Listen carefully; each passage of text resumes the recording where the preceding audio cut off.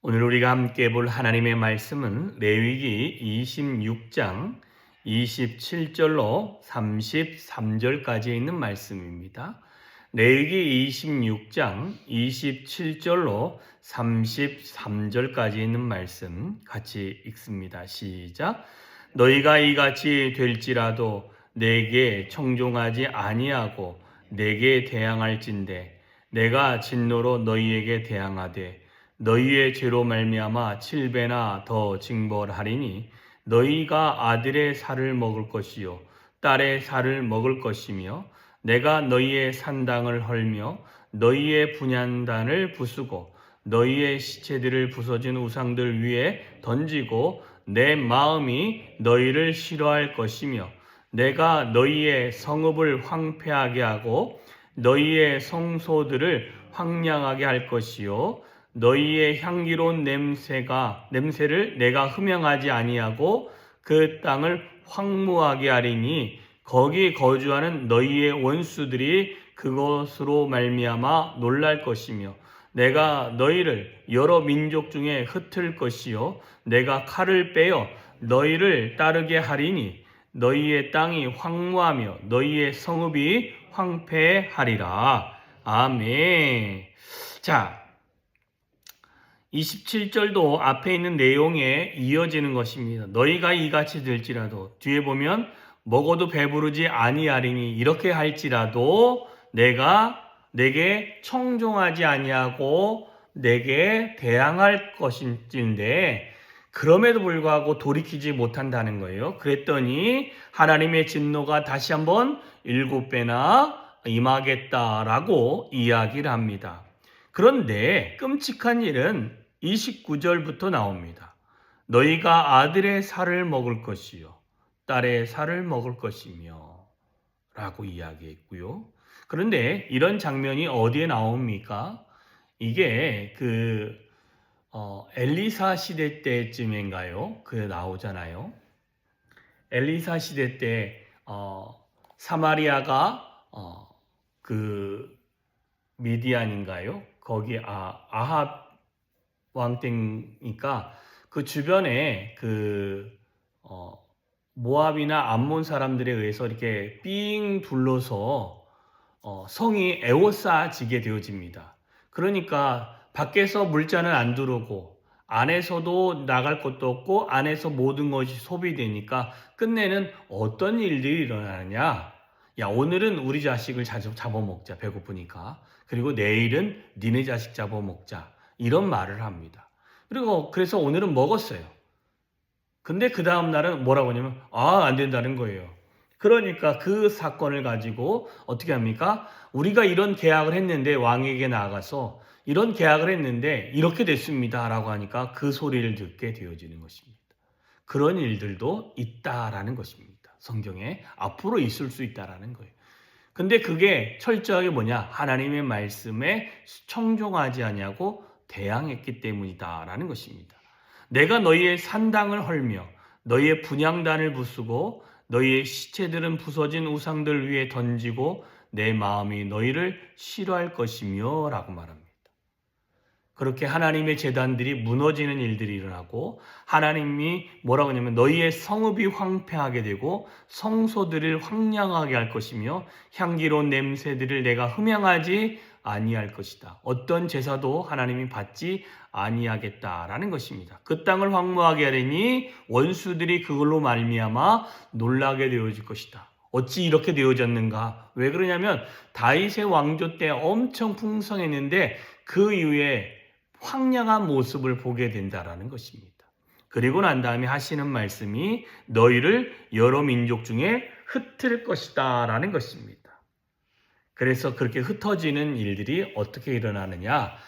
출애굽 이전의 사건들은 430년 동안 하나님이 이스라엘 백성을 군대로 만들기 위해서 큰 민족을 만들기 위해서 그런 작업을 했다면 그 이후에 있었던 그 포로 생활들은 그들에게 힘들고 어려운 생활이 있습니다. 우리가 잘 알고 있는 에스라, 느헤미야, 에스더는 바벨론 포로 시기에 약 70년 가량에 있었던 그 포로기가 끝난 다음에 돌아왔던 사람들이 에스라, 느헤미야, 에스더고요. 그 다음에 포로기 안에 있었던 선지자들은 에스겔, 다니엘과 같은 사람은 포로기 70년 동안 그들은 바벨론이란 땅에서 그들이 살았던 사람들이 에스겔과 그 다음에 다니엘이란 사람입니다. 70년 동안 포로 생활합니다. 그 다음에는 예수님이 오시기 430년 전부터 그리스와 함께 로마가 통치하게 되어지고 로마 통치 이후부터 1945년까지 이스라엘은 한 번도 자기 나라의 땅을 가지고 살아본 적이 한 번도 없습니다.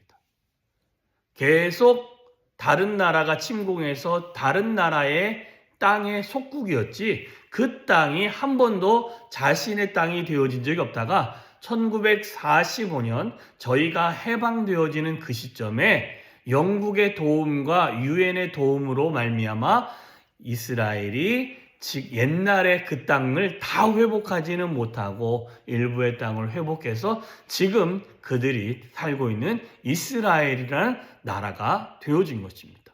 하나님께서 이렇게 흩으신 이유는 한 가지입니다. 하나님의 말씀에 청종하지 아니하고 하나님의 말씀에 대항하여 거역한 결과물이 그렇다라는 것입니다.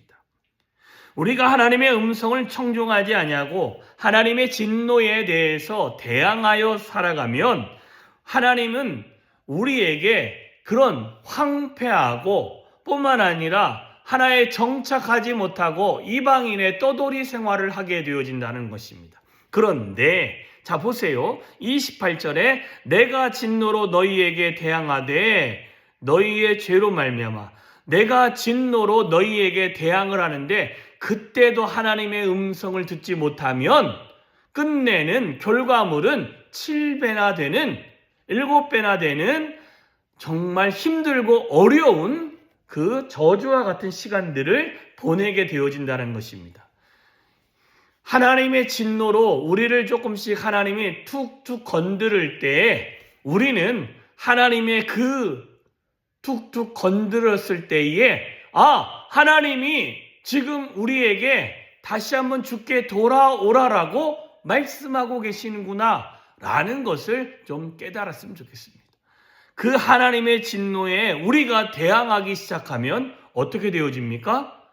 그때부터는 하나님의 진노가 정말 우리에게 임하는데 그 진노는 처음에 툭툭 건드렸을 때는 시험과 환난과 어려움과 이런 것으로 끝나지만 이게 좀 대항해서 하나님 앞에서 왜 이렇게 힘들고 어렵냐라고 막 그냥 하면서 하나님의 말씀을 듣지 않고 내 고집대로 살아가면 29절 이후에 있어서 33절까지 있는 그런 어려움들이 우리 안에 본격적으로 다가온다라는 것입니다. 그러니 우리가 하나님의 음성을 혹시라도 놓치고 살아간다면 내 삶에 툭툭 하나님이 찔러보시는, 어떻게 보면 찔러본다는 말이 표현이 맞으려는지 모르겠지만 우리를 삶에서 시험하시고 우리를 상황이 좀 안 좋은 상황으로 좀 몰아쳐 가는 듯하는 느낌이 든다면 그때가 무슨 때냐? 하나님 앞에서 원망할 때가 아니라 하나님 앞에 다시 한번 돌아와서 무릎을 꿇고 마음을 정비하고 하나님께 겸손히 나와서 하나님의 은혜와 하나님의 도우심을 구하는 그 시간이다라는 것입니다. 그때를 놓치면 어떻게 된다고요? 더 힘들고 어려운 것이. 그죠?